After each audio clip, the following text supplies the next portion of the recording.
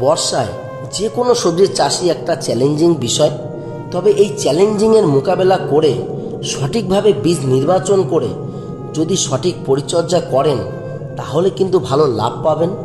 তবে চাষ করার ক্ষেত্রে যদি ঝুঁকি না নেন তাহলে কিন্তু বাজার দর ঠিকমতো পাবেন না এবং লাভের অংশও অনেক কম হবে। বর্তমানে সমস্ত কাজের পাশাপাশি চাষ করাটাও কিন্তু প্রতিযোগিতার মধ্যে চলে এসেছে। কারণ কে কার আগে আগাম সবজি তুলে বাজারে নিতে পারবে।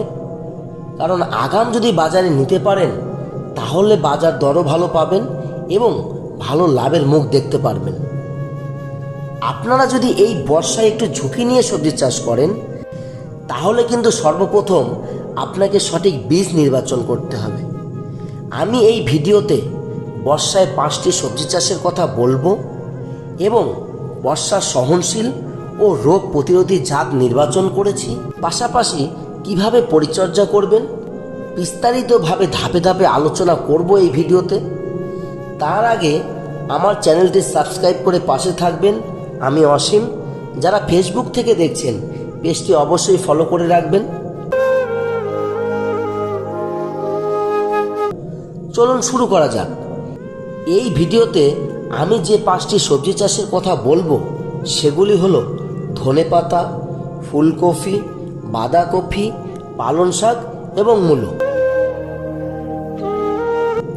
প্রথমেই যে সবজিটি নিয়ে আলোচনা করব সেটি হলো ধনেপাতা। পশ্চিমবঙ্গ এবং বাংলাদেশে আর্দ্র জলবায়ু এবং বর্ষার প্রবল বৃষ্টিপাত ধনেপাতা চাষে চ্যালেঞ্জ তৈরি করে। তবে সঠিক পরিকল্পনা এবং সঠিক পরিচর্যা করলে বর্ষাকালও ভালো ফলন পাওয়া সম্ভব। এই সময় বাজারে চাহিদা অনেক বেশি থাকে এবং দামও ভালো পাওয়া যায়। তবে সর্বপ্রথম আপনাকে সঠিক বীজ নির্বাচন করতে হবে। আমি ধনেপাতা চাষে একটিমাত্র বীজ নির্বাচন করেছি, সেটি হলো কলস কোম্পানির আর্লি গ্লো। আপনারা নির্ভয়ে এই জাতটির ধনেপাতা চাষ করতে পারেন, কারণ এই জাতের ধনেপাতা বর্ষার জন্য খুবই উপযোগী। এই জাতটির বৈশিষ্ট্য হলো এটি একটি উচ্চ ফলনশীল জাত। এই জাতের ধনেপাতা মোটা এবং সুগন্ধি হয়। এটি বোল্টিং বা দ্রুত ফুল আসার প্রতি সহনশীল, অর্থাৎ তাড়াতাড়ি গাছে ফুল আসার সম্ভাবনা খুব কম থাকে। বোল্টিং ধনেপাতার একটি সাধারণ সমস্যা, যার ফলে পাতা ছোট হয়ে যায় এবং স্বাদও কমে যায়। এই জাতটি বোল্টিং সহনশীল হওয়ায় কৃষকের কাছে খুবই জনপ্রিয়। কলস কোম্পানির আর্লি গো জাতের ধনেপাতা বর্ষার জন্য উপযোগী হলেও কিছু পদ্ধতি অবলম্বন করতে হবে। জমিতে উঁচু করে বেড বা সারি তৈরি করুন, যাতে অতিরিক্ত বৃষ্টির জল সহজেই নিষ্কাশিত হয়ে যায় এবং গাছের গোড়ায় যাতে জল জমে না থাকে। জমির চারপাশে বা বেডের মাঝখানে ছোট ছোট নালা বা ড্রেন কেটে দিন, যাতে বৃষ্টির অতিরিক্ত জল দ্রুত বেরিয়ে যেতে পারে। তাছাড়া আপনারা পলিথিন শীটের ছাউনি দিয়েও ধনেপাতা চাষ করতে পারেন। বর্ষাকালে ছাউনি ব্যবহার করলে অতিরিক্ত বৃষ্টির হাত থেকে গাছকে রক্ষা করা যায় এবং মাটি অতিরিক্ত ভেজা থাকার কারণে যে রোগ হওয়ার সম্ভাবনা থাকে তাও কমে যায়। তবে বীজ কিন্তু অবশ্যই শোধন করে নেবেন। এবারে বর্ষাকালে যে সবজি চাষের কথা বলবো তা হলো ফুলকপির চাষ। আমি মূলত 2টি বীজ নির্বাচন করেছি, সেগুলি হলো সিনজেন্টা কোম্পানির মনসুন কুইন, আরেকটি সিনজেন্টা কোম্পানির 1522।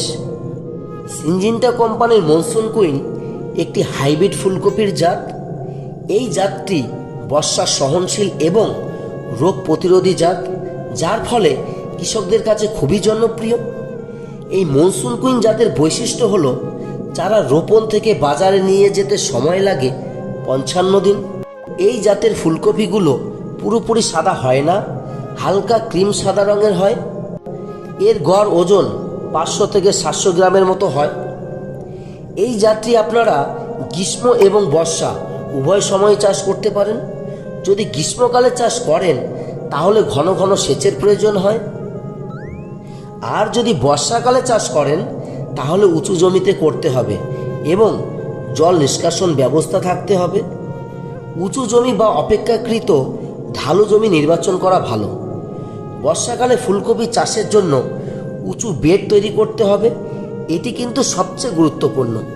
বর্ষাকালে আর্দ্রতা বেশি থাকার কারণে রোগ ও পোকামাকড়ের আক্রমণ বেশি হয়, সেদিকে খেয়াল রাখতে হবে এবং প্রয়োজনীয় ছত্রাকনাশক ও কীটনাশকগুলি স্প্রে করতে হবে।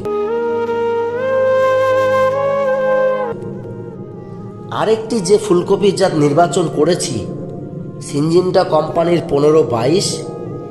এই জাতটি একটি জনপ্রিয় ফুলকপির জাত। এই 1522 জাতের ফুলকপি মনসুন কুইনের থেকে একটু বেশি সময় লাগে। চারা রোপণ থেকে বাজারজাত করতে সময় লাগে প্রায় 65 দিন। ওজনও মনসুন কুইনের থেকে বেশি হয়, প্রায় 850 গ্রামের আশপাশ। ফুলকপির রং পুরোপুরি সাদা হয় না, একটু ক্রিম সাদা রঙের হয়।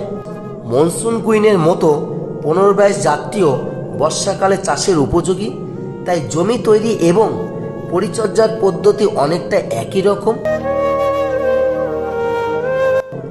এবারে বর্ষাকালে চাষের উপযোগী যে সবজি নির্বাচন করেছি তা হলো বাঁধাকপি। বর্ষাকালে বাঁধাকপি চাষ করা বেশ চ্যালেঞ্জিং, কারণ এই সময়ে অতিরিক্ত বৃষ্টিপাত, উচ্চ আর্দ্রতা এবং তাপমাত্রা রোগ ও পোকামাকড়ের আক্রমণ বাড়িয়ে তোলে। তবে সঠিক জাত নির্বাচন, আধুনিক চাষ পদ্ধতি এবং নিবিড় পরিচর্যার মাধ্যমে বর্ষাকালেও বাঁধাকপি চাষ করে ভালো ফলন পাওয়া সম্ভব। আমি বর্ষার বাঁধাকপির জন্য দুটি বীজ নির্বাচন করেছি। একটি হলো নামদারি কোম্পানির 43, আরেকটি সাকাতা কোম্পানির সুপার হেলমেট। 43-র বৈশিষ্ট্য হলো চারা রোপণ থেকে বাজারজাত করা পর্যন্ত 65 থেকে 70 দিন সময় লাগে। এই জাতটি উচ্চ তাপ ও ব্ল্যাক রড রোগের প্রতি উচ্চ সহনশীল, যা প্রতিকূল পরিস্থিতিতেও ভালো ফলন দেয়। বর্ষাকালে বাঁধাকপি চাষের জন্য জল নিষ্কাশন ব্যবস্থা সবচেয়ে গুরুত্বপূর্ণ ধাপ। জমি নাঙল দিয়ে চাষ করার পর উঁচু বেড তৈরি করুন। দুটি বেডের মাঝখানে নালা বা ড্রেন রাখুন, যাতে অতিরিক্ত জল সহজেই বেরিয়ে যেতে পারে। বর্ষাকালে চারা রোপণের অন্তত 10 থেকে 15 দিন আগে জমি তৈরি করে রাখা ভালো, যাতে মাটি একটু থেতিয়ে যায়।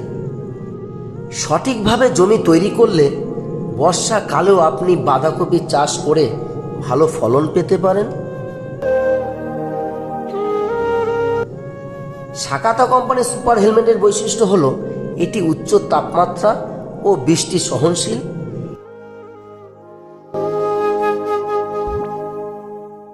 এটি বর্ষা ও গ্রীষ্মকালেও চাষ করা যায়। সুপার হেলমেট জাতের বাঁধাকপির মাথা মাঝারি থেকে বড় আকারের হয়। মাথা বেশ শক্ত এবং টাইট থাকে। চারা রোপণ থেকে বাজারজাত করতে সময় লাগে 60 থেকে 65 দিন। এই জাতটি কৃষকদের কাছে খুবই জনপ্রিয় একটি জাত। এবারে বর্ষাকালে চাষ করার জন্য যে সবজিটির কথা বলবো তা হলো পালং শাক। প্রথমেই বলি, পালং শাকের জন্য জমি তৈরি করা কিন্তু খুবই গুরুত্বপূর্ণ একটি ধাপ, কারণ এর ওপরেই ফসলের ভালো ফলন নির্ভর করে। জমি সঠিক নির্বাচন করতে হবে। বর্ষাকালে জল জমে না এমন উঁচু জমি বেছে নিন। জমিতে জল নিষ্কাশনের জন্য নালা তৈরি করুন, যাতে অতিরিক্ত বৃষ্টির জল জমে না থাকে। পালং শাক কিন্তু জল জমে থাকা সহ্য করতে পারে না। বীজ হিসাবে আপনাদের এলাকা ভিত্তিক বীজ নির্বাচন করুন, তবে চওড়া পাতা জাত নেবেন। এবারে যে চাষটির কথা বলবো তা হলো মূলা চাষ। আমি এই বর্ষায় চাষ করার জন্য একটি মাত্র বীজ নির্বাচন করেছি, সেটি হলো সিনজিন্টা কোম্পানির RD 157। এই জাতের মূলা চাষ করলে আপনারা বীজ বপন থেকে 40 দিন পর বাজারজাত করতে পারবেন। এটি একটি হাইব্রিড জাতের মূলার বীজ। এই জাতের মূলা চাষ করে আপনি ভালো লাভবান হতে পারেন। আজকের ভিডিওটি এই পর্যন্তই। ভালো লেগে থাকলে বন্ধুদের মধ্যে প্রচুর শেয়ার করে দেবেন। সবাই ভালো থাকবেন। ধন্যবাদ।